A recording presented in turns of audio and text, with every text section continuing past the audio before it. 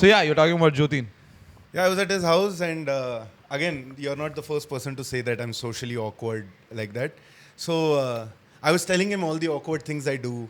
Like, I apologized to my therapist. I'm sorry I didn't ask how you were. I just started talking about my shit. She's like, so you're sorry that you're doing the thing that you paid for. Yeah. She's like, just pay attention to what you just said. So when I was leaving, I wore my shoes and all, and I could hear Leaving from where? Acha, Jyotin's house. And I could hear the neighbors outside the door come down. So I was ready to open the door and leave, and then I was like, bro, can I just wait until those guys leave? He just fell down laughing. Is this serious? Are you serious? I'm like, yeah, I don't want to interact with more You don't humans. want to interact. Oh my god. Because I had made up my mind that, oh, I'm saying bye to this fellow, and then I'm going to be on my scooter. I don't have to talk to anyone. I'll be home. This unexpected human interaction I can't do. You can't interact. Every Sunday you come from the morning, I'm like, okay, he comes. Until then, I have to be in this mindset. I have to be in that mindset. So you like plan your shit like okay. Social interactions I have to plan. You have to like prepare yourself for like you're like the kind of guy like if they tell you like passport verification, passport office you have to go, and they tell okay counter 1, counter 3, counter 7, and they're like okay 1, 3, 7. Yeah. I'm like no, and the one they say like, no now you have to go to 2. You're like what? No, I can't go to 2. Yeah, that happens all the time. Oh my god, that is unbelievable. Because even I have that to a certain extent. You know, where like if something is bothering you, can I just take it in and not talk about it? Can I absorb the awkwardness on your behalf? Yes. That's the I tendency just take it in and not talk about it rather than confront you and then go through the whole process of that dialogue. Yeah. To run away from that, I think I get it. But yours is like a little... extreme. Yeah. Wait, let me just confirm that if this is recording. Yes. Only if Lucy could tell us. Yeah. She's useless. Lucy was like, it's recording. I'm just worried like one leg kick, the fucking whole camera will shake now. Move. Lucy, move. Lucy, come here. Come here. Lucy, come. Come here, Lucy, you're shaking the camera. Yeah. Good girl. Come here. So yeah, what are you telling? Sorry. Yeah, I'm just... You're right. When have you caught me? Like... No, if you are so socially awkward, how did that... how did you get a girl? Like, how did you marry that girl? Like, how did that happen? I wasn't always like this. So there was a phase of my life where I'd gotten into a habit in the shell when I was in school and college. Lot of bullying, lot of people making fun, not enough stability at home. Got it. So very... I created a shield for myself type. I get that. And then the phase in which I got the most girls, earlier I got girls because, oh, he's so nice. Okay. This is the sort of guy you should be with. It's not like I met someone and I'm like, hey, girl, you want... Oh, you kind of like wore them down. Yeah. I hang out around them enough where they're like, hey, this guy's not why not? invisible. Yeah, why not? Yeah. Oh, that is the... Then there was a phase where I was extremely confident in my own self. Oh, there was a phase like that? Yeah, like I was a regular dude. Where you just like walk up to women at bars and then like ask for their numbers. Yeah. You've done that? I've done that. That is in US, I'm assuming? Yeah, in the US. And how bad was the rejection? Or how good was the acceptance? 50-50, not bad. Oh, I didn't fail too much. There was times when girls would give the number. Yeah. And plus, you can just be like, hey, I have stuff at home. I'm not surprised. I'm just inquiring. Okay, don't look at me like, yeah, why are you... If you were surprised, I would not blame you. Yeah. I understand that. Yeah, but I'm not surprised. I'm like, yeah, that's fine. Dude, women love confidence. It's just that how you throw that confidence on the table. That's what I was riding a high. I don't know. Last 4 or 5 years, I've just been like... Oh, so you just hated going back to that. Yeah. Yes, puppy. No, I'm not really crying. Oh my God. You're going to be in a That podcast. is the most disgusting thing You just I licked can your ever ass, see no? a human Yeah. do. Fucking French kiss his own dog. Go. That's how much ever I love dogs. That is one thing I can't do. They can lick my hands, they can lick my feet, but they can't fucking no lips. This Not on dog the wants face. to go for the lips. Yeah, Move. Mama. Okay, sit down. Okay, Sit. Okay. Sit. Good. Yeah. So, what were we talking about? Your social awkwardness. Yeah. But I'm not... Like, I can pull it together. Like, I have a switch that I can turn on if I go on stage. That all of us have. That is true. That's the thing. No, I've gotten that on dates and all that. Like, you must be... Like, the whole thing was I was on a date with this girl and this guy showed up. You know those magicians and... Like a party trick guys. Like a party trick guys. They come like, hey, we are promoting this drink. Yeah. You know, and I, dude, the most introverted guy you'll see in the table. Like once I'm off the stage, I'm just like done. Yeah. I don't want any cameras on me. I summoned all of it for this for 10 that minutes. 10 minutes. That's it. So she liked that, and she's like, "You're funny. Let's go out." And I'm like, "Okay, cool. We'll go out." And I'm talking to her, and I'm already spoken to her, so I'm comfortable with her. Yeah. So I'm making her laugh and all that shit. But the whole thing was, then this party trick guy came, and she's into these things. She loves these games and all. She's like, you know what? We will give you this free drink if you can just walk up to that table and propose to that girl or flirt with that guy without telling them this is a prank. She went and did it. Motherfucker, And I'm sitting there alone, just like, I'm like, great, because I get another drink. I'm just like, I'm focusing on hard work, I'll get the benefit. And then she does like, now you also have to do it. I'm like, what? Just shut up. No way. And then she made me do it. And it was one of the most awkward experiences that I ever had. I had to go and propose a girl. I hate when other people try and put what their idea of enjoyment is. They enforce it on you. Like doing shots or dancing. I hate dancing, but people make me dance. I hate that. There was this one time when they hold your hands and you're like, you do that until they turn around and then you're like.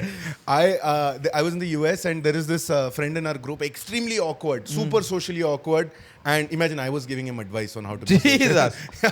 so oh my God. He was in a bad phase of his life. His ex-girlfriend was getting married. So one of my white friends, he was like, I'll see. I'll make him get late today. I'll be his wingman. And who said this? Sorry, I have not. One of our white friends. One of your white friends told this awkward guy that don't worry, I got you, bro. I'll take care of you today. Okay, I'll make sure I meet you late. So first he got him drunk. It's like, hey, you lose your inhibitions first. So he got drunk. Okay. And then he's like, do you like any girls here? So he's like, I like those two girls. Two girls were sitting by themselves at the table, and they seemed very approachable. Like they were pretty hot, but they were not the Karen from the US white hot. Yeah, right. They look like they know some shit. They have a job and stuff. So this guy's like, okay, what do I do? How do I talk? So this guy gave him a simple trick. He's like, this is what I used to do in college.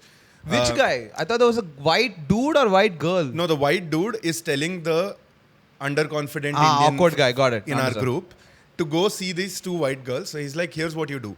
You buy 2 shots. Okay. And you go up to them. And you tell them, hey, do you want to do a shot with me? And he explained it to him clearly that one of the shots is for you. And one is for one of those girls. Pick who you're going to offer it to. They just took... No, he went there and he was like, hey, do you want to do shots with us? Shots with me? And those girls were like, I don't even know you. How do I know that this is not... You've not put something in the drinks. So he's like, I swear to God, I haven't put anything. Wait, I'll prove it to you. And he did both the shots and came back. Oh, man. That's he's not socially awkward. He's dumb. He's really dumb. Oh, did the girls find that funny? They laughed. They were like, some random dude, some Indian dude came, did shots in front of us and left. Yeah. That is like a story that they'll be talking about. Remember that Indian guy? This is not his story. This is their story. Remember that guy? He was just here, right? You could look at him and know that he hasn't been laid in the last 2 years. Yeah, oh shit, yeah. When women can see right through it. Yeah. What was your weirdest date fail? Like when you walked up to this girl? I think when one of my earliest dates, I had taken this girl out, way out of my league. Very hot. Very hot, yeah. She probably was not interested, but she's like, I'll give it a shot. This guy has a bike. She was a hostelite. So I took her to this Rolls place called Kareem's. Okay? I know, of course. Yeah, no, this is Pune fake Kareem's. Fake Kareem's. So we went there and nice dimly lit place and you can see all college couples. Everyone's like, everyone's doing that shit. So the date was going great. She told me I have a good smile. I'm riding. I'm like 18. I'm just the blood is rushing to the loins. Testosterone. Yeah. Just like Right then and there, I was gesturing. I was doing some act out, and I just knocked a big glass of water down. And it tumbled, it fell on the bench, then it fell niche, then it shattered into 10 pieces. And I was like, oh fuck, I'm really sorry. And I knocked off another glass with my left hand. Oh God. Yeah, and I'm like, now I'm extra guilty. Yeah. And that girl is like laughing her ass off, looking at how embarrassed I am. Yeah. The entire crowd, everyone's like, that happened, and I'm just standing there, and now I want to go pick up the glasses. Yeah. So I kneel down, and one glass pricks me on my knee, and then that waiter and this guy came and he said, please, you have done enough. Aap pair upar rakho, I'll clean it. But and women find that shit cute, no? no, I did not handle it in a cute way because I was imploding. You could tell Oh, that the chill. rest of the The night embarrassment. I was just. Were I you like buried dropping myself. her home and apologizing? I'm sorry about the glass thing, huh? Dude, I apologized to her for like the next few months. Oh God, Yeah. Jesus. She was like, can you let it go? I cannot. Sorry. And then that's it. After that, you never hung out with her or never took her for this Never date. in a date situation. Big Social group. situation maybe, Social, yeah, but never that's on it. a... No. And she also never brought it up. No. She never addressed it. No. Man, women can Because be mean. I made it. Honestly, I don't blame her. I mean, I want every opportunity to bitch about women. But in this situation. But in this, she's right. in this. She's kind of right. But the thing is, I can't believe that when you said sorry about the thing, how did you ever not end that conversation asking for another chance? No, like, so first of all, she was being very spontaneously, she laughed. And Uh-huh. then she was being very understanding. She saw that She was being nice. She was being nice. She's like, hey, it happens, man. Yeah, you no. want me to knock a glass off? So Yeah. we are even. I was like, please don't do it. I can't handle this much attention. And after a few times, she's like, okay, do you want time? Take some time. See, the rule is here. The rule is good. No, I was like, yeah, Oh God. the rule is good. Jesus. And I was just. How old were you? 18? 18. Ah, fair enough. Yeah, that's at that age, yeah. What You're- about you? Embarrassing. Oh, mine is unbelievable. All of them are my videos, bro. Oh, yeah, you milked that shit I down milked that shit a to lot. its last line. Dude, I actually got one message on Instagram that was so funny Huh. where I put out a show that I'm doing in Hyderabad, that I'm doing in Bangalore and all this. Someone from Chennai messaged me, hey bro, when are you coming to Chennai? What, only Bangalore people should hear your dating fuck up, sir. We don't get to hear. And I'm like, God, I'm coming. Yeah. You want to hear, you want to see how much more I fucked up in my life? Yeah, that's like... I'll do it for 250 rupees. No, from but your pocket. that's something that even I became curious about when I started, like when like after the third or fourth video, comics addressed it, Huh. and I started thinking, yeah, man, I only talk about dates and failed dates and all that shit, and then they're like, oh, there's nothing else interesting in my life. It's actually true. There's nothing else that's interesting. The sad part is you have nothing else interesting in your life, so you came up with dating stories. Yeah. You're still meeting new girls. You're Yeah. like, this one date I went on, this other date I Yeah. went on, but this chick was bad at sexting. There are so many layers Yeah. to it.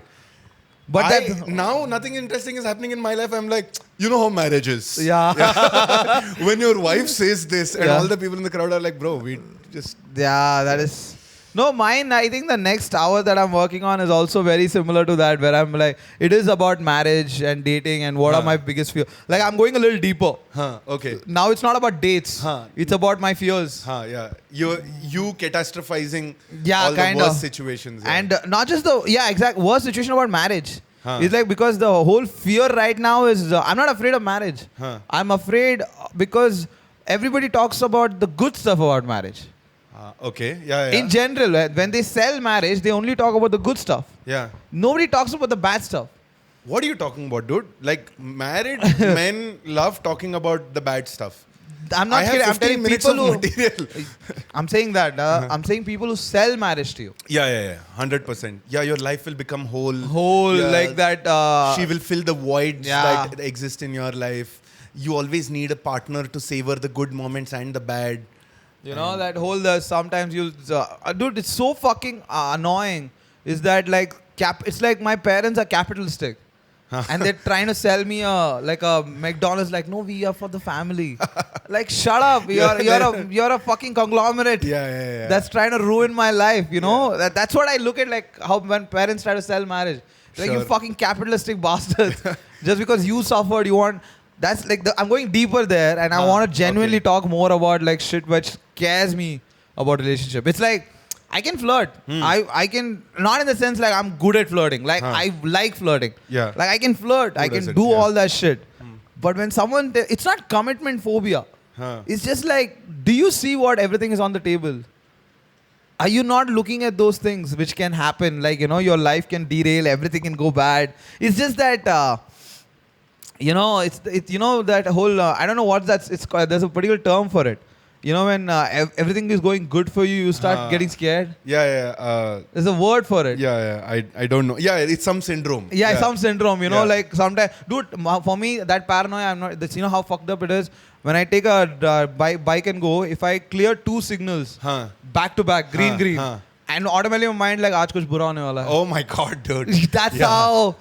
Like a normal person in Hindi movies and all, this is when they're like, today's my day. Yeah, I'm like the exact. अरे यार, back to back I cleared her. Someone is setting me up for something. No, for me the usual setup is like I'm coming and right it turns green and 135 second. That is my comfort zone. I'm like, of course. Life. Why the fuck would life do anything for me? You know, this is the least you could have done. Like, I kept life right where I wanted to be. Yeah, exactly. So I am that kind of person. I think it is a fucking therapeutic problem. I know it. Like I sense it sometimes because I've caught myself doing it. Yeah, I also, it's not the same, but I also like, I know what to do when there is a problem in life. Like if there Example? is a, like if you break up and you're sad, I know how to take care of you. Like and you completely Why are you talking to me like I'm a dog? No, like I'm saying, like you're drunk, you're somewhere. I can understand that. Okay, this guy is not going to be responsible today. You do the responsible stuff. Yeah, You elder take care brother of vibes. it. Elder brother vibes. I can do all of that. But anniversaries, birthdays, when I win something, when I get an appreciation, that's it. Yeah. I can't handle a positive situation. I can only handle negative situations. That is true. Yeah. No, that's actually that even I relate. Like the anniversary shit. Like men, I can be responsible, but if you ask me to be creative, Yeah, creativity in a relationship is not. that's not my main game. I can be responsible. You know what? Like I'm going, like for example, like your wife is on a trip, like take care of the house, take care of the dog. I am not surprised by you taking care of it. I'm like, yeah, even I can do it. Yeah. Like when my parents go out of station, I take care of the dog and the house for 10 days. No. But if someone tells me that anniversary is coming, how are you planning it? I'm like, oh god. No, even if I planned, like I'm thoughtful like that. Or people consider what girls I've dated consider me thoughtful, but it's not thoughtfulness. It's just my attempt to avoid awkwardness. It's not like, oh, I want to do something special for her. It's just that, Just get off my back. yeah, just I'm like, you know what? I don't want that awkward moment where she's like, oh, this is what you planned. I'm like, I'll do everything. Just don't give me awkward energy. Got it. Yeah, either give me anger or give me happiness. Happiness. Don't give me that. I would prefer anger, but yeah. Anger is great because then you don't have to completely submit yourself. You can fight a little bit. You can before fight a little submit. bit. Sometimes maybe give that illusion of winning also. No, women never give you that illusion of They winning. do. They try to fuck around with you. They want to make you feel like you're winning the first half. They like a comeback. Women love it. Have you never got into an argument where you think you're winning? No. Because women let you win. You know what they do? When they get stumped by your formidable logic, Yes. right? They actually lose the argument. It's not like they're luring you in, and then after a while, they do that whole charade of, "You're right. I'm the worst person, man. I can't believe I did that to you." And now it's just like, okay, I'm sorry. That was not the goal. I just wanted to tell you how I feel. What about how I feel? Then it's over. Then you're over. Then men is not like, equal to feelings. Yeah, it's like if we go to Australia and beat Australia, and they're like, we are having another series in India right now. Yeah. That's how it is. True, yeah. Yeah, no, men and feelings is very hard, man. You can never beat. Men are not good at feelings. Just the most gay shit ever. My problem is I'm overly aware of my feelings and other people's feelings. And I know which one I'm suppressing. I'm very aware of it. Are you aware of other people's feelings? Yeah. Like, are you good at it? Always. Oh, really? Yeah. If your parents are unhappily married, you can. Oh, okay, that's Figure the way out. to look at it. Yeah. Yeah, but even my parents had You like know crazy. all the landmines they have laid for each other. Yeah, true. And you're in the blast radius all the time. So- You're like this collateral damage for Yeah, no all the fault of time. his own. Yeah. Like, you gave birth to me. I am here because of you. Sometimes you can see the other parent walking into the trap. You're like, hey. Yeah, I oh. know, but you can't say anything. Oh, dude, I've seen that so many times when our mom is angry. Like, they will. Have you ever seen your parents start a discussion and you know they're gonna fight another half an hour? Yeah. All my parents' discussions are Yeah, that. you can see it coming around the dinner table. They're talking about something like, you know, let's do this. I want to buy this sari, and your dad is like, your cupboard is filled with saris. You don't wear them only. Uh-oh. And I'm like, okay, you know what? My mom is gonna let that slide. Yeah. Because she's heard that a lot. But don't climb on top of it. Right. Yeah. Don't beat a man when he's down type. Yeah. Exactly. It's like, you know, don't do that, Dad. Yeah. I can see it coming. She got the point. Don't milk it. Don't do milk it. Today's not the day. I'm like, how are you in the army? You are supposed to defend our country. No, that's also because most of the times in those situations, you've stayed back home with that other person who's angry. Yeah. So you know that it's been building all day. And for your dad, it's just like, what? I just said you have a lot of sarees. Don't you have a lot of sarees? I and can then, show you have a lot of sarees. I'm going home. Yeah. Like I'm going to the office. Immediately he just leaves. Yeah. And also army is very weird, right? Because you wake up in the morning at 5:30. You leave at 5:30, come back 8 o'clock, again get ready, go to office, again come back at 1. 1, yeah. Again 3 o'clock you leave, then 7 o'clock you come back. Yeah. So it's like a lot of coming and going. Yeah. It's not like a tech coming job. and Yeah, it's like you throw that Fall land in the hole. Yeah, exactly. And then you go and you're standing like an innocent, like like you bystander. know, like a bystander at the interview who can't hear. Like, what did you think? Because it's like, ooh. That's how you. I didn't know anything. And your mother is like whooping your ass for something he said. What did you see? Yeah. I saw a bunch of shit. Dude, the thing is, I was because when you said like you can read, like understand what people are going through, I'm the exact opposite. Because I am known to say things at the wrongest of times. Like a lot of friends have called me Kramer kind of shit. Oh shit, huh? I do that Kramer shit. I'll just say things which shouldn't have ever been said. Like I understand the Kramer reference. What is one example? Like like dude, this one of my friend, okay, this right off the top of my head, this came my friend. She was in here and parents were in Dubai, Saudi. Yeah. So she used to video call her mother every day, and she used to talk to her like in the night and all. But the thing was, I think she was becoming homesick. I didn't know this, so she took homesick from Saudi. Yeah, she was missing her mom or something. So what she did was her phone. She took a screenshot of the video call and she made that as a wallpaper. Okay. Now, in my defense. Screenshots of video call are not that great, right? Yeah, they're visually poor. they're not that. Yeah. So I took her phone. I wanted to play a game, and my phone was fucked up at that time, small phone. So I took her phone. I wanted to play games on her phone. So when I pressed the thing, her mom's face came, and I was like, "Who the fuck is this person?" On her face. Wait a second for the thought to settle. Yeah, I immediately I was like, "Who the fuck is this?" And she like, "That's my mother." I was like, no, there is nothing. You can't do anything to come back. Actually, I don't want to play games. Yeah, games, I've played enough. Quit playing games with my heart. So I've done that shit like that. I've said like I remember I think this happened with Comedy Shot Boys. Okay. This Gotham had a friend who had come. And she was sitting with us on the table, okay? But they were both drinking and they came here. Okay. And I had just come from some open mic, so I had nothing. I'm just sitting there and I know Gotham is, I think, hitting on that girl or something, okay? So I don't know anything. I'm just sitting there and these girls are like, dude, you look like Bani. You know that? Gurbani, VJ. yeah. The VJ Bani. Yeah, You look a lot Bani like J. Bani J. And there she's like, no, I don't. And I just looked at her like, no, it's your nose. Oh my god, dude. I thought you were going to say, it's that fire scar No. that she had. She said, burnt? He's like, no, it's your nose is too big. It looks like Barney. And I just said it, and it's exactly like that Kramer scene. Yeah. It's like you just need to get a nose job. Yeah. And then Shamik and Somnath are just like, you idiot, what are you doing? And I'm sitting there, and the thing was, I didn't even have an idea that what I said was wrong. And you did that thing also. I like, your nose is big. Yeah. Like, Pinocchio? Yeah, like your nose is like a Jew? Like recollecting, I don't know if I did this, but I definitely said your nose is big. Like I said that your nose is like Barney, it's big. And I remember they both had to shit on me later for like half an hour. Like, dude, what is wrong with you? You met her just now. That is true. Like, I've said shit that I shouldn't have said. I sometimes say shit to friends I know really well at the wrong moment. There was this one time, 3 couples. We are the closest friends. The dudes, the 3 of us were college roommates. And all the wives and girlfriends know each other. So we went on this trip and only one guy was not engaged by that time. Oh, so all couples, one guy not single, one guy single. We were engaged, one couple was married, and the third were dating. So all 3 stages of... all 3 stages. So, all 4 actually, he's single. Yeah, and we are on a vacation on the top of a hill in a really nice place. There's a lake by the side. So... romantic as fuck. Romantic as fuck. And this guy's like, guys, I'm going to propose. He takes out the ring. He's like, I'm going to propose to her today. So he went and he proposed to her, and just she was out of the world. Like, great ring. He did it really well. Apparently. This is a dating couple. This is a dating couple. For the next few hours, obviously, she had to post a story, tell her family, tell her friends, and she's getting calls left, right, center, okay? In the evening, we were just sitting, and I was like, dude, where's she? He's like, she's another caller. I was just like, bro, you have no friends, bro. No one called you. Is this really a special day for you?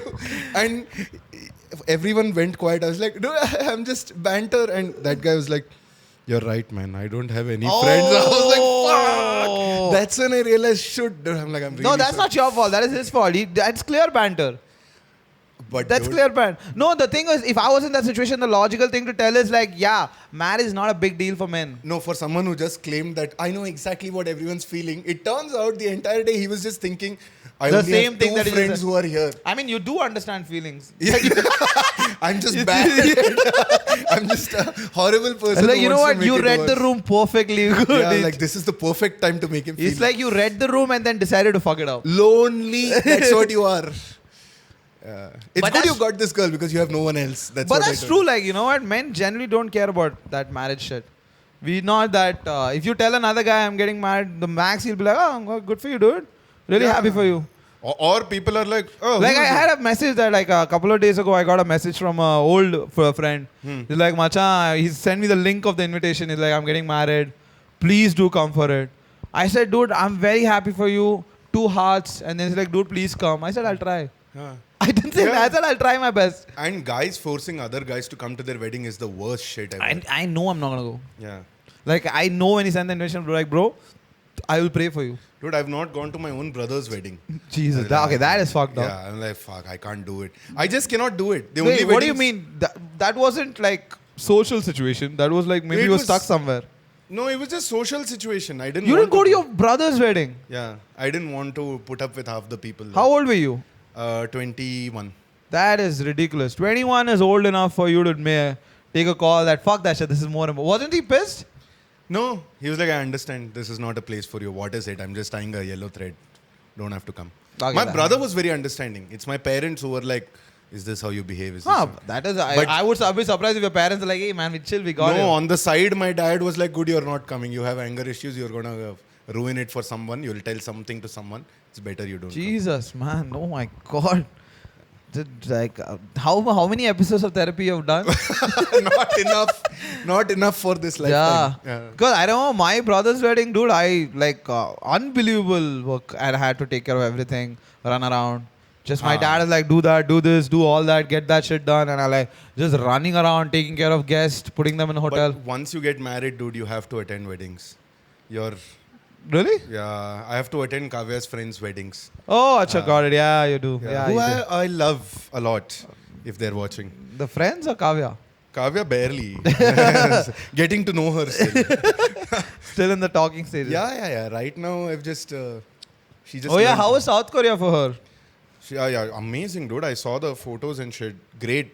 She's like, it's perfect mix between a developed country, but enough shit like Asia. Oh. So you don't feel like you're in Europe or... Wow, Like that is a fucking, what a beautiful Great analogy. combination. Yeah. What a beautiful analogy. Yeah. It's like you want the posh, you want the developed, that we have that you also. you have public transport, all that shit, and you have Gardiwala streets where 1,000 people are eating from the road also. Nice. Yeah, unregulated food markets. all Beautiful, that shit. love it. It's like that And- Vietnam feeling they give, that Yeah, Thailand. And she was surprised to say that there are so many terrains. There are beaches, there are trails, there are hills. There is cherry blossom on the road. They went to an island. Then there is mega city. Seoul is this mega city. Okay. They did that. She went to Busan. She took a train to Busan. Train to Busan. Yeah. She actually did. She's a hack. Yeah, what a hack. Yeah, slow language. Train to Busan. She Too told. mainstream, bro. Yeah. Like every time you enter that train, do people go, yeah, we Yeah, get it. yeah, we get it. How many more jokes? Yeah. The localites are like, we get it. We get it. You know, just sit there, don't make eye Worst would contact. be if you see all the Koreans aside, you're like, is this the Orient Express? Who am I gonna murder here? That's a phrase that Americans can't use anymore. Like white Americans can't use anymore. What is that? In the 70s, they used to say, we fought the Orientals in Vietnam. We fought the Orientals. Oriental is now a slur for Asian people. Oh, really? Yeah. Acha, okay. So now you see Asian folk. Asian folks. You can't see that Chinese man. He came No, but to my it's dog. like I like the fact that white people can't say a lot of shit. I think that has to be the best rewarding factor. Yeah. Because as an Indian, you can get away with it. You can say Chinese, you can say Oriental, you can get away with it. Can as Indians, can we say the N word? Because see, I'll tell you No, what. I don't think so. I have been called that. So the thing that I've been racially abused with, I should be allowed to say. That's all I'm saying. Ah, acha, but that is like confused racism. You have to be like, no, not that. No. Add a sand in front of the Yeah, N-word. exactly. Add a sand. Yeah. The SN. Sand in. Yeah. But the thing is, it wasn't only the But black, also, sand N is also not us. It's the Arabs. It's but a word they for do them. that for any brown people. If you are a No, little but the main was Arabs. It was Yeah. mainly for them. mainly for So Arabs. Indians is, I think, rice bag, I think. No, rice bag was Christians, Christians, right? yeah. What is the term for Indians? In UK, it is Pakhi, Paki, yeah, that's from Pakistan. Pakistan. Yeah. That I think that pisses off Indians more. You're like, Yeah. hey, call me Yeah, a sand. wow, you Yeah, call me SN, no problem. no Yeah. problem. Call me the N word also. Don't call me Paki. But then curry house people, Curry people, yeah, Curry the people. curries. curries, and then I don't know. Actually, I don't know what. What is the exact? How are you guys racist to us? Yeah, write us. Don't we have an email address for this podcast? Yeah, we do. It is something. We'll add it. It is elephantroompodcast@gmail.com. Oh, yeah, that's I put no creativity in that. no. See, I think we should. Okay, why were the black people called the N-word? Because they were brought to the North American continent as slaves from Africa. Negroes became. On the same ships, we were also transported to the West Indies Ah, to cut correct. sugarcane. Yeah. So we are also ends, bro. Yes. So if we go back to the history, yeah, we are kind of. Yeah, I'm just saying we are qualified to be ends. Yeah. Give us the validation. Between us, you definitely are. Oh. Sorry. Oh. I couldn't resist. Sorry. No, that's fine. Yeah. Okay, then. But let's dude, keep it. I am more darker you, but nobody has called me that word. That's the sad part. All throughout my school, all my friends, they were fairer than me. Like really, Maharashtrian Brahmins with those brown eyes, like Aryan features. I was always called Kalu. Don't say Aryan features. Just say good, better looking than you. Better looking. Yeah. Yeah. Don't fucking make this German Nazi kind of thing. We Well, are the they all Aryan. studied German in school. There's some Yeah, that's the only way to become Aryan race. My friend studied in Kendra Vidyalaya. My friend studied in Kendra Vidyalaya for 12 years, but then 6-month course she took. Certainly she started looking good, dude, like a German course. She came the Aryan race. Yeah, sorry. Okay, she was very good at taking the pledge Oh, also. Yeah. Oh, bro, how many good Nazi jokes have come, right? Unbelievably good Nazi jokes. Yeah. My favorite is that Roseanne Barr, the one she got in trouble with, the green room with Paul Bravanza. What was the joke? I've seen it. I don't remember it. It's a fucking hilarious. Huh. She's baking cookies. Huh. And it's this green room with Paul Bravanza, Patrice O'Neill, Roseanne Barr, Bob Saget, and then one more lady, I forgot her name. Yeah. They're all talking, and then she's like, "You got in trouble for the joke." And the joke was she's baking cookies, but she has a mustache here, the Hitler mustache, and she's taking out of the oven, and not the oven, the one thing. It's like, and they look like the cookies look like Jews.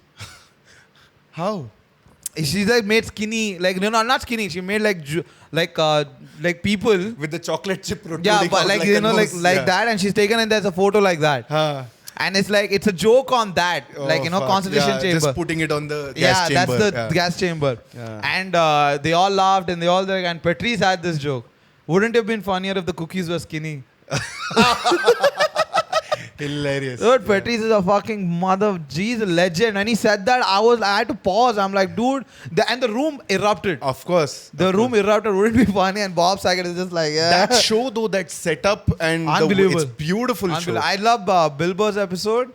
I love Russell Peters was in it also. Yeah, he was also there. I like Colin Quinn. Yeah, Colin Quinn was there. I like the episode with Mark Maron, Ray Romano, that is also very Burnham, good. And this guy, Gary Shandling. Gary Shandling. That one is also very nice. I want to ask you, who are you guys? That's good. That's good. It's funny because it's so mutual. And he'll do that. It's so mutual. Really, and then he say this guy says, Paul Bravanza says, hey, tell them about that alt comic you like. Like, there is this Danish puppet artist guy. He comes with a black sock. I already don't like it. Okay, fine. It was a white sock. Fine, or the white sock. They're so spontaneous, right? Unbelievably spontaneous. So my favorite episode is the Patrice O'Neill episode. Because that is like, he gets funny and also deep. Yeah, he also like challenges some of the things that Roseanne Barr is saying. Yeah. Like she has a very what do you call what do you say when people oversimplify, like black and white. She's some racial argument only she's making about the outrage. Something she's like, why can't I say the N word or something? Yeah, something on those lines. And he's talking about the repercussions. Like, why our things about the slave, the thing that we have for slavery is now we can say whatever the fuck we want to say and you can't. Yeah. That is our reward. Yeah. And the whole point is that it's not about whether you were partaking in it or not, or your family was partaking in it, or that's not what I care about. It's not about you. Yes. It's about me and my forefathers. Yes. Yeah. So I like that, and then I love the Bill Burr's episode also. That one also is deadly. Yeah. That you can't admit a puppy is cute. Dude, that is hilarious. That's a great bit. And then Colin Quinn and people like guys die from aneurysm from not being able to admit a pup. And then he also makes that joke is like they were talking about him getting into trouble for making some homophobic joke. Yeah. Where it's like there were 20 other people, but some blogger who was sitting in row 6 and 8 got offended. Went home and typed this shit up. It's like, this is how I heard it, this is how it happened, and this is the whole truth. This is how I felt it. And this guy should not have a career. Cancelled. And that the whole concept was hilarious. Yeah. The whole concept of Green Room with Paul Bravanza. And they made it look like the way it is shot and the way they sit and the way the production planning is very smart, and like it makes you feel like you're also a part of the audience. Yeah, it doesn't feel like a podcast. Yeah, it doesn't feel like it feels like a hangout. Yes. Which is like if you see podcasts even now, American podcasts where there are more than 2 people. It's like a mix between a talk show and a podcast. Which is the perfect way to do it. It was more like that. Like you can see the audience genuinely react.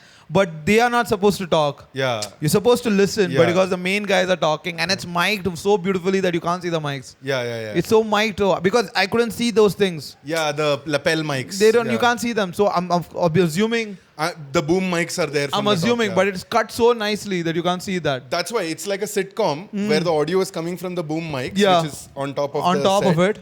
But in some angles, you do see it. You do see it. Some angles.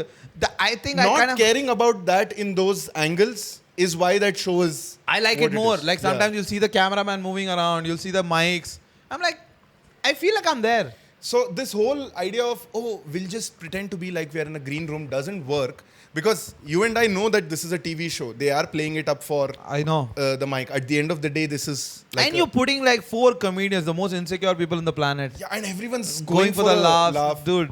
But all of those episodes, you see, everyone yes-ands so beautifully. Yeah. Junior comic, senior comic, there's no problem. No, that whole structure of like a whole, how comedy is taken as an art form properly is so well written in Canada and America. Yeah. Because of Just for Laughs, I'm saying. So this is shot in Montreal. Yes. In between shows. Yeah. Because he knew it like, that's where all the artists will be there. Yeah. So I don't have to worry about dates. Yeah, you can just be like, hey, pop in for a Just pop hour. in and they'll be like, yeah, I'll do it. Like you're doing that show, when are you free? When are you free? Okay, you 4 come. Yeah. So it was just a very smart, convenient idea for him. And yeah, he did like a bunch of episodes. And so many people filter in and filter out. That is also there. Like I think Bill Burr leaves, no? Bill Burr leaves for another set. Russell Peters leaves for another set. Like I got another spot, see you guys. And then Colin and that lady are talking. Yeah. Which I don't even know who she is, what she is. Who's Colin Quinn's wife? I don't know. Isn't she also a comic? Oh, really? Or maybe I'm mistaking. I don't know. I don't even know about Colin Quinn's wife or this thing. I have no idea. I know like Mark Norman's wife is a comic. And she has her own podcast now. Yeah. But she's not like a famous comic. She's an open micer. She started comedy after they started dating and all this shit. Mm. Yeah. So their story was, he talks about it in a podcast now. She was on a date with another guy at his show. And he was a bum. Oh. That guy was being a dick. Huh. And she really liked Mark Norman on that lineup. She went home, pinged him on Instagram. Wow. Boom. Good for him. Yeah. And then they started banging and then they just after a while they got married. Then they went to some sex club in Berlin and fucked in front of an old guy jerking off. And I'm like, I was like, what? I can't, like, first of all, I don't think... Very open. Like, this Thanksgiving photograph he put with his, naked with his wife. No. At that time they were dating. He put a post they're naked. She's standing in front of the mirror facing him. Huh. He's facing her. And she's taken a selfie, like in the mirror selfie. And you can see her butt, I think. But you can't see anything else. Wow. And his, like, she's covering his. It's Dick. like a fucking erotica photo Yeah, shoot. it's like a Vogue photo shoot where they put an apple here. Yeah, and I'm like, dude, how are you? You're a comic. How are you gonna recover from this? I can't be that open, man. The whole idea of doing comedy is telling the stories the way I want to tell, where I secure my positioning Exactly. in the story. That's like for a comic. There's a lot of vulnerability. You can't be so vulnerable because, dude, Yeah. comics will eat you up. And- It's like a and- fucking, I know, like a pound dog fighting. That's how open mic scene is. And I also don't like the whole idea of the flip of that, which is be vulnerable on stage. Pour your heart out. Share a piece of you with the audience so they want to come It's back nice for that you're more. saying that whole sentence in that tone. Yeah, because it's always... Because if I said the same thing, like, dude, be vulnerable. It doesn't sound that bad. Yeah, But if you're but- like, be vulnerable. That's no matter how you say it, that's how I hear it. Yeah. I'm like, why don't you? Vulnerability why don't you just is not a share? weakness. Yeah, not everything that happens terribly in your life has to remain with you. Let it out, Nanette. Like, no, it is for you to shut up and take it Yeah. and tell it to your therapist or Got your it. best friend after 500 meetings and 4 drinks. That's when you do it. Oh shit, I'm sorry, dude. We're too far from it now. The 7th episode, 500 episodes. But when we started this podcast, I was a little worried that, I mean, we are friends, we know each other, we meet each other every week, multiple times. But, like, we don't, like, know each other. Yeah, I know. But within 4 or 5 episodes, I feel like, this guy's gonna come, he's gonna ask for coffee, he'll ask this, he'll do that. Like, I know this guy now, I know. He only has 2 gears, I know both now. Yeah. It's either full anger or I'm like, I'll say, wow. That is true. That is true. Like that's the thing about comedians also. We just naturally bond very fast. As a comedian, Yeah. you see even the comic that you hate the most. If he pulls out one good joke that night, I'm like, hey, this guy. He's immediately in the club. Yeah, he's. Yeah, You can do like 100 hacks and then one good, you're like, dude, you're in the club. Yeah. Oh, that was a good line. Yeah, give me just that. come in, bro. And I like the fact that comedians, after a while now, we don't laugh anymore. Like, I noticed that in the videos that we've already put out, the podcast videos, it feels like I'm laughing a lot more than Usual. usual. Yeah. But it's genuine laughter. I've come to laugh. I want to have a good conversation. Whereas if you hang out with other comics, it's just like, yeah, that's funny. Yeah. Oh, I hate that when they say that. That's funny. That's very funny. Oh, very funny. Ah. No, I think Good angle, huh? Good angle. because now comics are at that stage where, like at least us, in that level, where when someone tells us a premise, we think about the longevity.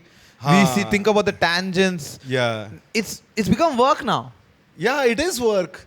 It is Work that I like, but it's like a file that has come to your table and now you have to process it. Yeah, Someone's exactly. You pitch a premise, I'm like, okay. Okay, yeah, come fine, back by Thursday. Look, I have all this stacked up yeah, here. that's what it feels like now. Yeah. That's the only part of comedy that I don't like, where it starts feeling like work. Yeah. Where someone tells me a joke, I'll genuinely laugh it out, but then I'm thinking like, nahi yaar, algorithm ke liye to 8 minutes se zyada likhna Oh yeah, that whole thing of the first laugh should come in the first 15 seconds because Yeah, if stories. you're sharing a reel on the story, It doesn't, yeah. you need to make them click on that. It's And I'm like, that is where, as in like, you realize that as a comedian, and the difference between a comedian and an influencer is reducing more and more. I disagree, dude. Influencers When I say that 15-second rule, like planning for social media a little bit is in that sense, yes. But if you notice, but that's the thing. You said little bit. That's by your standards. Who are you to? That is your standards, right?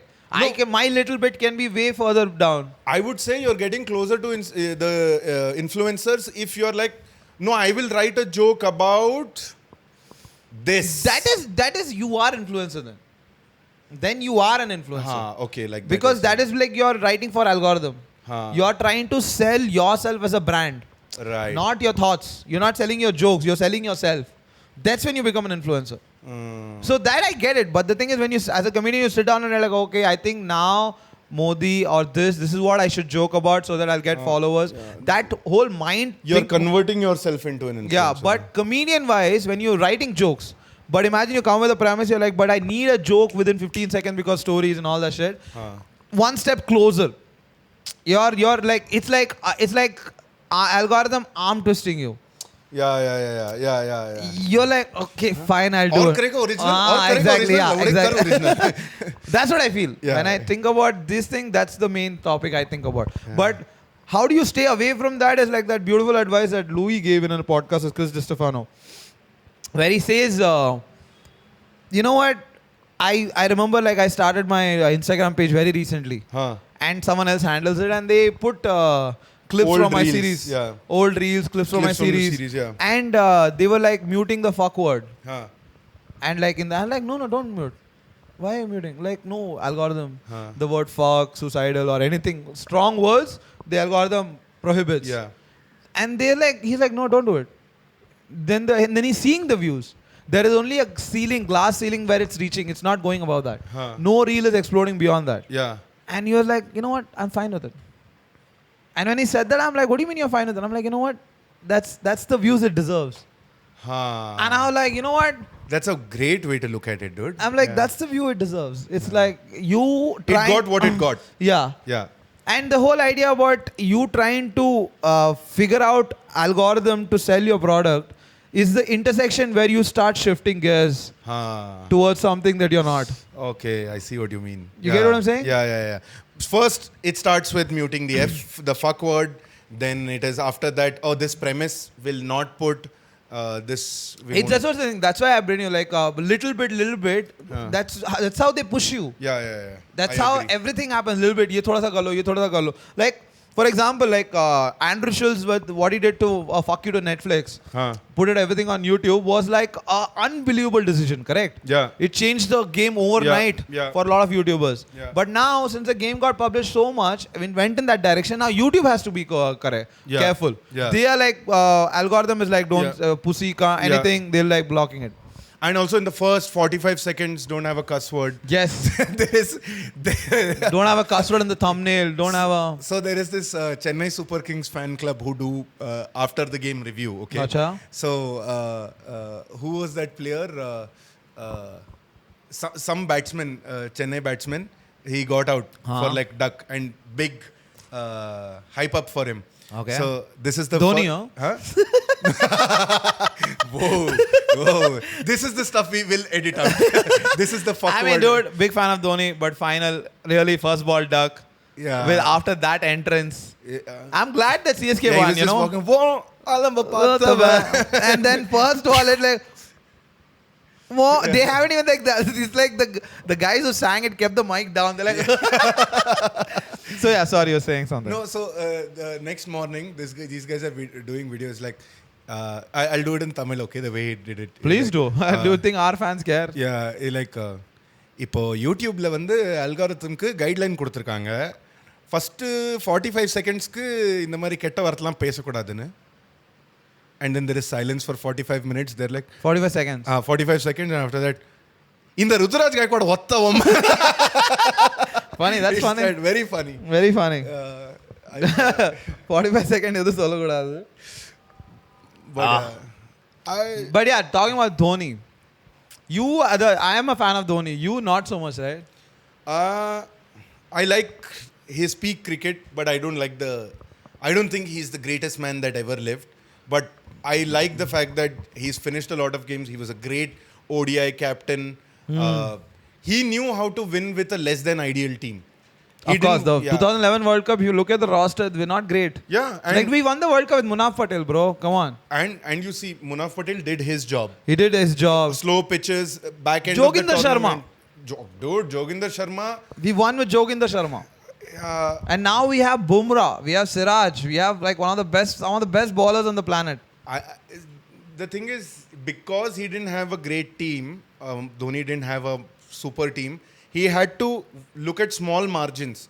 He's like, dude, there is a non-aggression pact between other team and us, between 20th over and 40th over. They are not going to make a move. We will not let them make a move. Spread the field out, bowl negative lines, give singles, tie them a little bit. Okay, this is like fucking documentary talks. Yeah, that's how he controlled it. He wasn't like, let's go, every ball we need a wicket. No, he didn't do that, because like our team cannot get wickets. Yeah, we can't. Yeah, we're like, we'll strangle them, we'll bore them, we'll make them play against their style. make them play our game. Make them play That's our how game. you play. Yeah. This is like, I remember when I used to play football, this is what I remember one game. We were like considered one of the, that time our team was good. Our team was good, okay? And then we went in this team and it was just hyped, okay? And we are getting belted first half. And we are all surprised. We're like, no, we are better than this team. Why is they doing so better than us? So what they did was they were very aggressive with their defending. And they were pressing for the ball. They were pressing, okay, hard. And my team, they had like some midfielders were good at ball control. So they were the kind of people who were like, they can beat a player. Yeah. But when you double tag team, Double tag one on one guy, it's easy to steal the ball. And then one steal, just take one and then one shot. Yeah. Leicester City kind of model of playing. Remember that thing, right? Got it. Yeah. Now the thing was, first up, my coach came and was like, very job well done, guys. And we are all confused sitting. It's like, why is he like being complimenting? And he was full sarcastic, so we got it. It's like, you are playing so well for them. What a passive aggressive mom statement. Yeah, you are playing their game. Nice job you are doing. You are bringing out the best in them. Yeah. I don't know why I coached you for 6 months. Yeah, if you had told me that you're going to play their game, I wouldn't have coached you only, no. You're helping us with really good football. You're bringing out the best in them. We are getting to. And he just told, he's like, you know what? Play your fucking game. Just play your game. Two people are coming to press you, pass the ball. That's common sense. Just because you have good ball control, don't hang on to it he for said longer. They are pressing, right? And he has like, a step-by-step logical. Imagine when you're dumb and your parents take you step by step to the answer. And then what happens? Then what will happen? Yeah, exactly. And then what will happen? So like when they press, what will happen?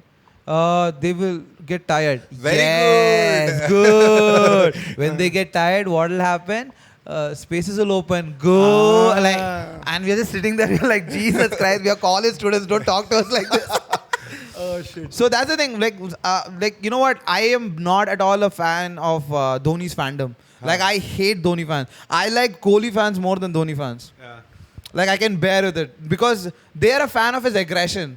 Yeah. Dhoni fans don't even know why they're a fan of Dhoni. Yeah, it's Tala for a reason. Yeah. They're like, dude, he will handle. I'm like, fuck you. Yeah. Is that why you started? Like, it's like, you know what? If someone says like, just as a comic, this is an analogy, okay? Let me know if I'm right or wrong. Yeah. If someone says Louis is the best, Yeah. and you have never seen Louis, I have, but suck it. that's this thing. If it's a hypothetical situation, bro. And then you watch him, and he come back and like, yeah, dude, Louis is the greatest. Yeah. And will you stop the sentence there? You're like, no, bro, that joke, that joke, right? Yeah. But Dhoni fans are like, yeah, dude, Dhoni's the great. Yeah. Nobody would tell you why they like Dhoni. Yeah. Remember that time when he did this? Yeah, nothing of nothing. that sort. Because the thing is, a lot of people are strong because I like not as much as you, but I like cricket. Yeah. Like I follow cricket, of course not as much as you, but to a point where I have seen matches where clinically played. Like he's not playing aggressive or patriotic or nothing. He is just playing the pitch and the bowler. Yeah. He's like, when they say that one ball at a time? Yeah. That approach. Yeah. What should I do now? And I'll just get it done the next ball. Yeah. And it's just so much in the game, you don't realize that 30 overs have gone. Yeah. You've been on the pitch for 30 overs because you're taking one ball at a time. Yeah. I think that's the only reason why I like Dhoni. No, same reason why people started liking him, because he was very circumspect, right? He was willing to adapt after 10 overs. He was willing to know, like there was this famous England Lords win that India had. So on the 5th day, it was down and out. Like England were very aggressive. They were playing, Joe Root was in the form of his life, and they needed some 320. Is that the match where the run out he cancelled and he called back on that very Same tour. Same tour, okay, different match. Yeah, so this is final day. Nothing is working. Ishant Sharma is at the bottom of his career. He was fighting for his spot. And Dhoni says, okay, swing is not working. I know this is England. Come around the wicket and bowl bouncers at these bastards. Every ball is a bouncer. And they got 6 wickets hooking and getting caught at the deep. And India won that test match out of no fucking where. Ishant Sharma took 6 for some 100 and something, and the best and that too around the wicket bouncers. Around the wicket bouncers. And Ishant Sharma is not like some express quick Brett Lee type bowler. All the balls are coming to his the batsman's ribs. Oh, really? And not they're even just action. fucking up the pull. They're tentatively playing. They're like, should I go out? Oh, acha, okay.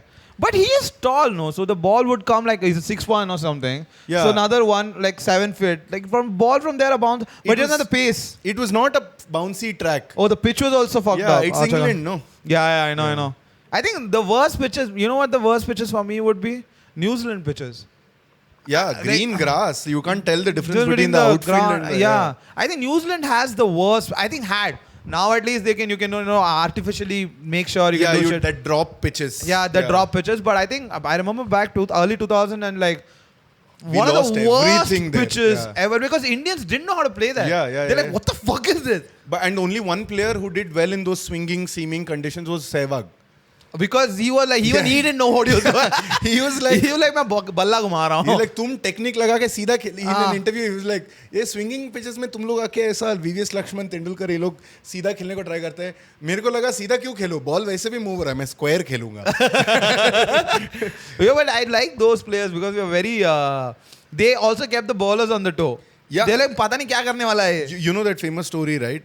Vivian Richards was thrashing bowlers left, right, and center at the peak of his career, and all the other batsmen were trying to figure out this new type of bowling: short pitch, wide of the off stump, negative lines, not giving this thing. And he was one of the only players who was playing aggressively. So Sunil Gavaskar was like, "So Viv, your elbow comes this way, but we are actually taught to keep the elbow that way." He's like, "I don't know what you're talking about, man. I just see the ball and hit the ball, man." That is such a Simple. That is the By guy. the way, have you seen this documentary called Fire in Babylon? No. It's by far, it's the second best sports documentary I've seen. First is Senna.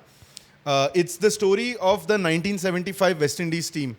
So they were racially abused. They were these black cricketers. Tony Greig tells them when they're traveling to UK that we will make them grovel. Yeah, that is the thing in '83. A movie also they say that. Yeah. And that story, you should see that documentary. It's direct testimonials from Viv Richards, Clive Lloyd, Andy Roberts, Michael Holding. What is the thing? Fire in Babylon.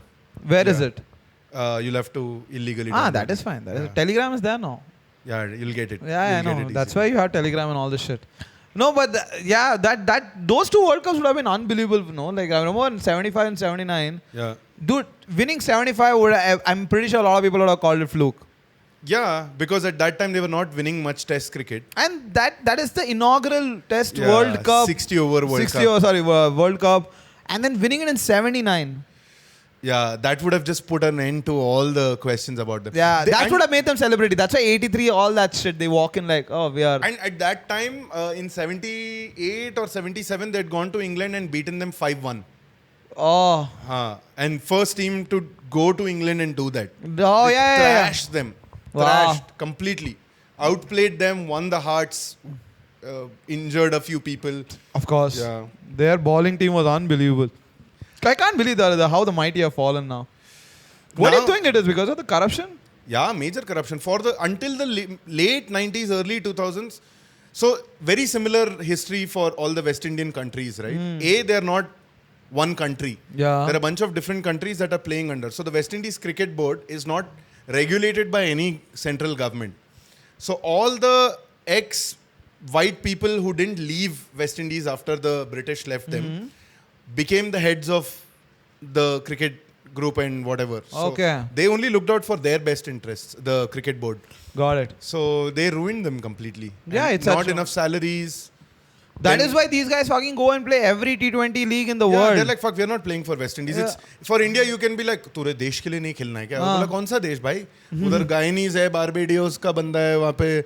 there I is don't a even know who I'm Jamaican. playing with. Yeah. I just want to make money and fucking live happily. Oh, that is sad because imagine like how carefully structured you have made these guys fail. From someone like 75, 79, and I mean clearly 83 they should have won.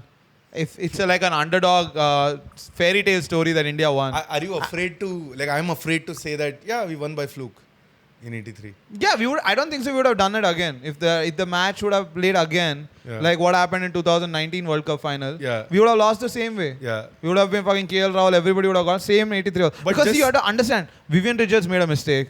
Huh. You kind of tricked him. You Yeah. kind of played him.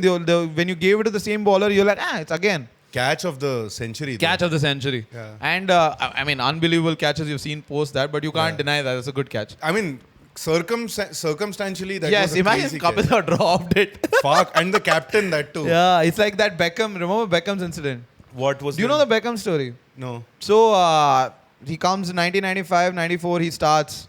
And he's the overnight celebrity because English have that thing for good-looking athletes, right? Yeah. George Best and all these guys, they're like... And do you know this famous George Best quote? What was the quote?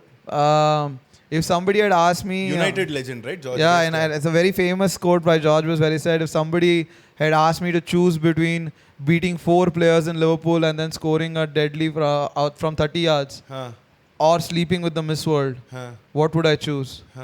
Thankfully, I did both. Motherfucker. And I'm like, oh, good Lord. This is like one of his quotes, and I'm like, oh man. So they love him for that. And it's true, dude. He was like an alcoholic. And you know, 75, 80, there's no like much focus on fitness. The guy would smoke a cigarette before entering the ground.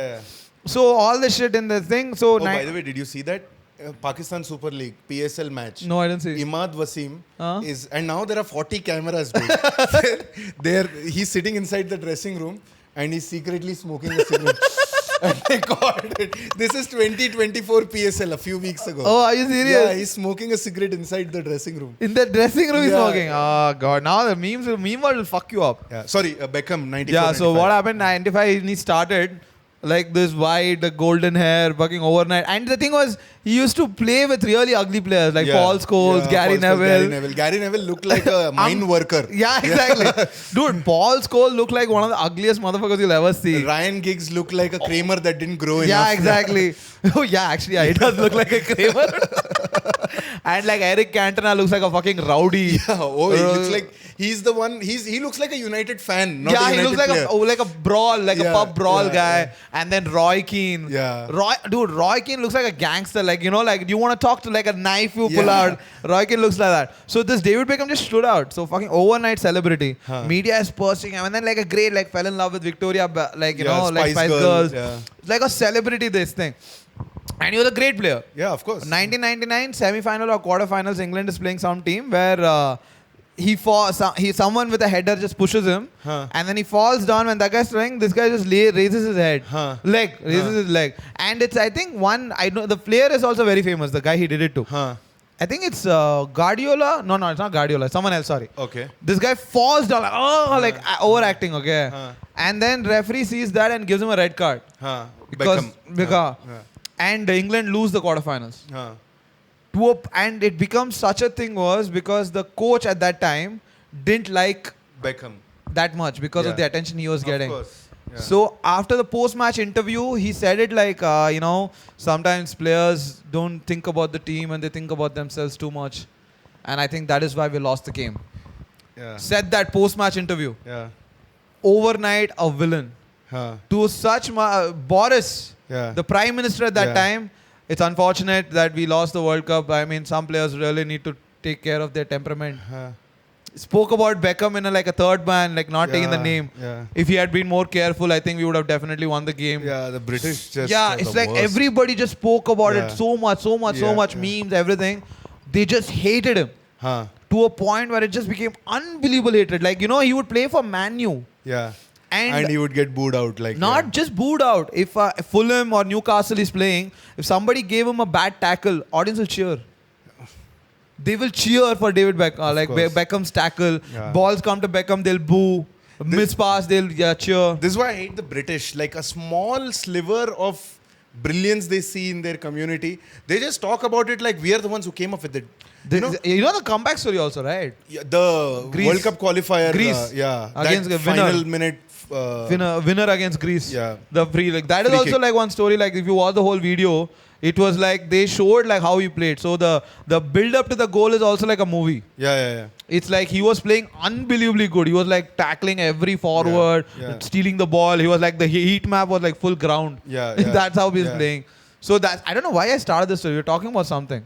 You were talking about how Kapil Dev dropped that catch and how it was similar to Beckham. What would have happened if Kapil Dev would have dropped the catch? Yes, that's what it would have become. Like India would have, or I think actually nothing would have happened because until and unless we reached the finals, nobody gave a fuck at that time. Yeah, I mean, after that Kapil Dev 175, which was not telecast, people are like, oh, I have to watch it. They're like, there is no footage. There is nothing. They're like, okay, we'll watch the next match. Then we won against England in the semi-finals. England in the semi-finals. Like, abhi final to That dekho. was the match that the funny thing happened. No, he makes all the fielders stand on this Bob side. Willis bowls and all the Sandeep Patil and They both are just laughing at each other like, what the fuck?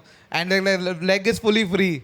and still the ball gets edged and goes to third man boundary on the offside. And they just run away. They just run away at that time. So yeah, that shit is true. Like, dude, imagine how imagine if, like, you know, there are like events that that like change the whole scene of some sport. Yeah, I think that 83 World Cup was for us. 100%. It like whatever cricket is in India right now, I think it's because of 83. Gavaskar still says that. He's like that 175 by Kapil Dev. I've hit many double centuries. I've commentated for so long. I've seen so many amazing innings.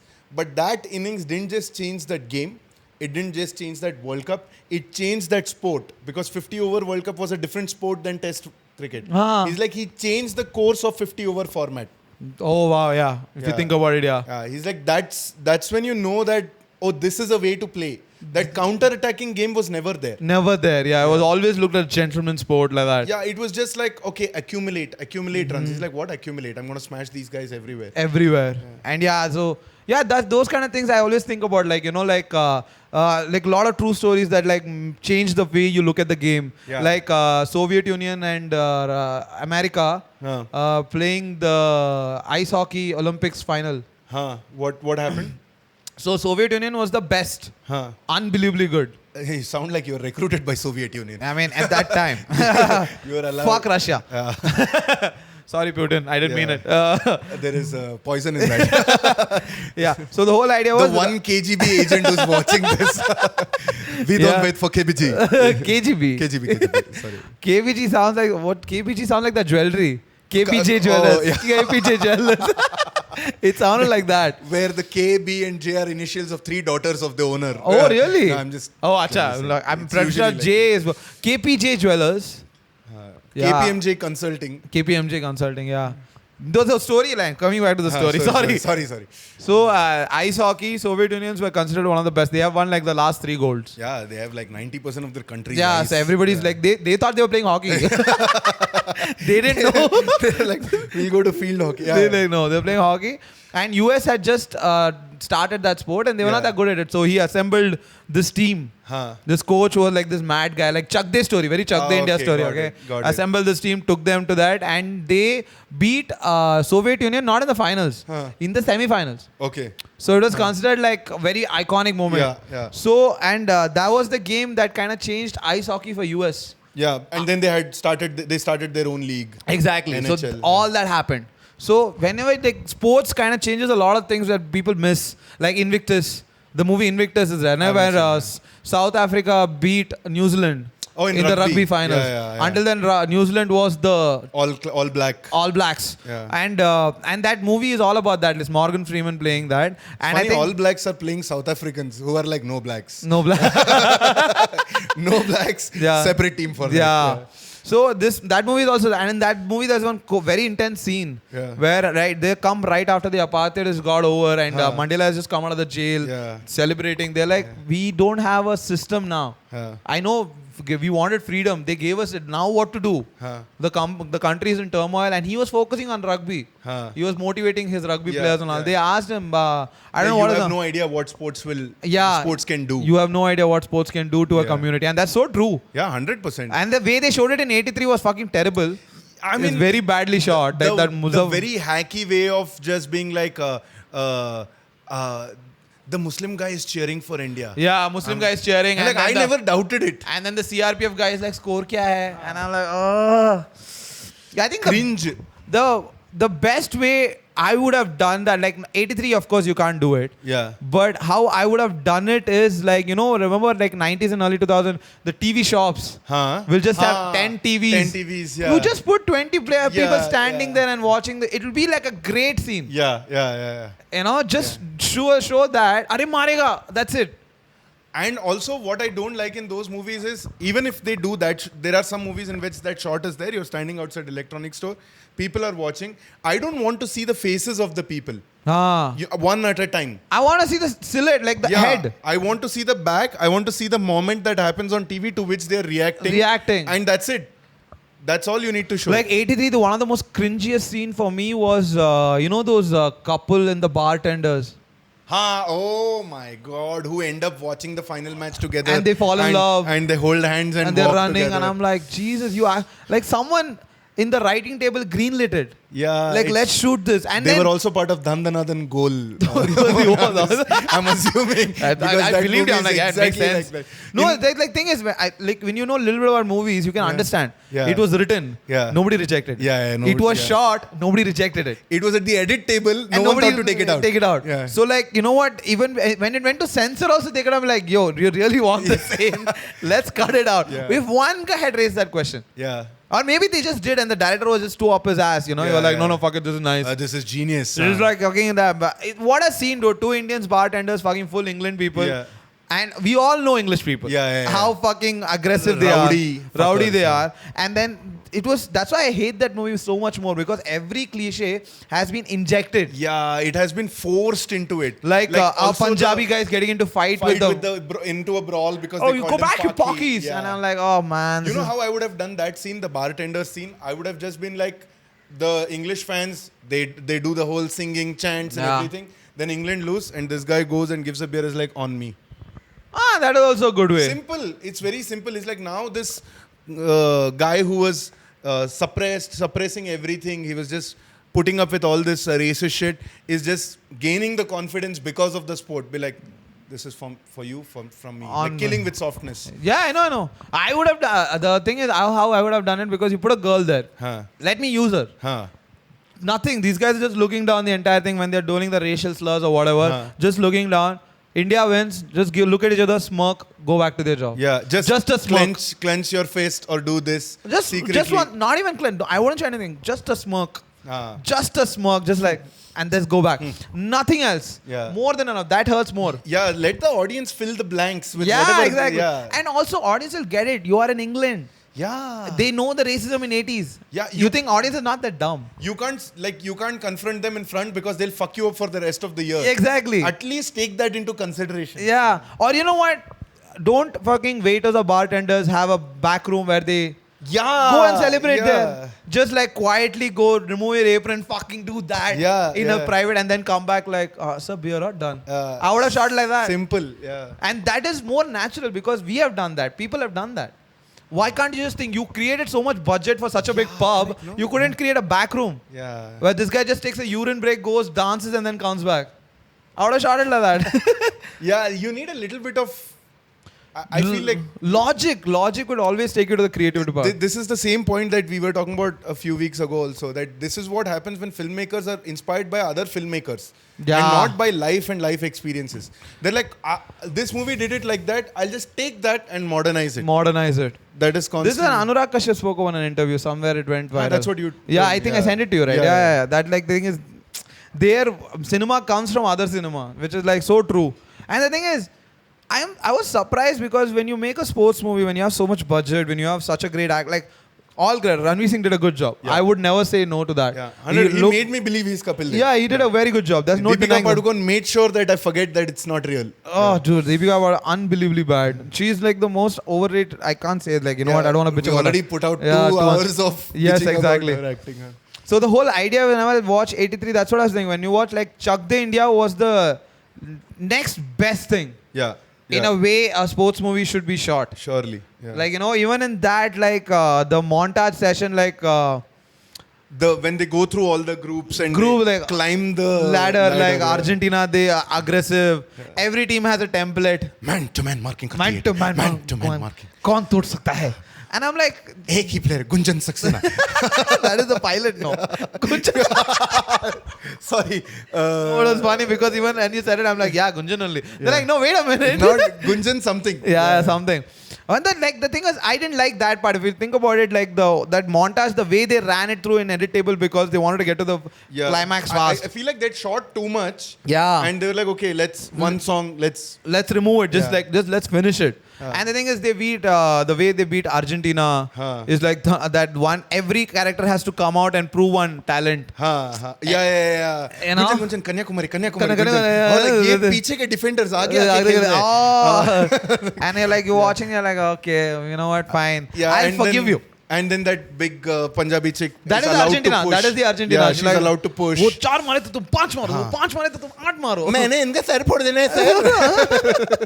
That whole scene. So then मारे तो मार, वो तो मारे 4 बार. I was like, give me mine. जो मुंह तोड़ दो लोग. That one. And then, but the still is, the movie is good, well made. Yeah.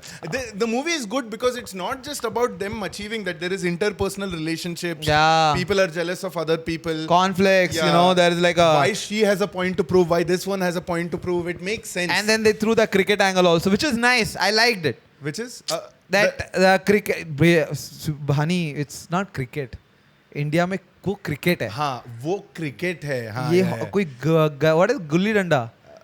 Gulli danda, what is that? That's what. Gulli danda. वो गुल्ली डंडा game नहीं है. And that one is nice because it's true. I have seen cricketers walk around with that assholery, like, you know, that pride that they're cricketers. Because I was football and I used to play cricket. So I know I can play cricket, but it's just that I like football way more than cricket. Because this cricket was just too much investment to make the game happen. Yeah, that's true. Like to play professionally, not professionally, then like, you know, if you want to play leather ball, then you need to like arrange for umpires, book a ground, get the kit. That's a kit, the huge thing. Like footballers just walk around like 2 fingers holding the shoes. Yeah. It's just hanging like this, you know. They're like swinging it and they're walking. I love those guys who immediately put on their chappals after the football game. And they're holding the tie the shoes to their bag. Oh yeah, that was there. Yeah, correct. So you've seen that. That's why I like football way more because it's so convenient to play. Yeah. And everybody feels like they're playing. Cricket is the one sport where you have to really wait to play. Yeah, if you're playing against a bad team and you're in the boundary, you can literally do your taxes. Yeah, exactly. So that is true. Like my line, some other joke, yeah. No, but that's true. It's such a fucking boring game. Yeah. Like T20 is where like you know when you try it's like a reel. Someone took a podcast and they took a reel and that's T20. They take all the interesting part, put it together. And now the first time T20 came out and it became the natural format and I started watching the highlights. I was like, dude, this is just boundaries and sixes. Nothing else. Yeah. Now, because of how T20 highlights are covered, we are so used to 10-minute highlights. Even for a 50-over match, you cannot sit through a 45-minute highlights. Yeah, you cannot. Whereas when we were kids, there was no YouTube. ESPN Star used to put highlights. 30 minutes. 35 minutes where you would see, the captaincy is changing. Yeah. You see the dull period through the middle. Yes. You'll see everything. Yeah. And the thing was, it was very nice also, like, first 15 minutes, first innings. Yeah. And then break. Yeah. And then they'll come out and next 15 minutes, the next innings. Yeah. And they'll show a little bit of the mid innings coverage also where they're like, ESPN so this is what they need to do, this is what they need to do, then immediately as we expected, there's no attention span. There is no attention span. I think how much you've done? Oh dude, we've done 120. That's good. I think I should wrap it up because I'm very hungry also. Are we progressively getting unfunnier on the podcast? It's just getting to, I think now we're just two friends hanging out. I think more people are like, bro, they're just talking, dude. Where are the jokes? Yeah, where are the jokes? I think we literally stopped trying to crack jokes now. That's good. But anyways, I think we should wrap up this podcast. Should wrap it up. Thank you so much for watching, guys. My name is Anand Ratnam. My name is Aditya Natarajan. This is the Elephant Room podcast. See you soon. Come back next week. Bye.